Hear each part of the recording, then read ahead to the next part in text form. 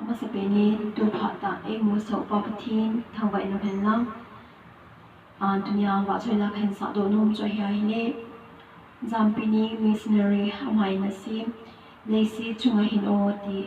ning boy sim soni na sa he dunya wa choila khen sa do nom hi in pathin wa choina dingin ki man na sange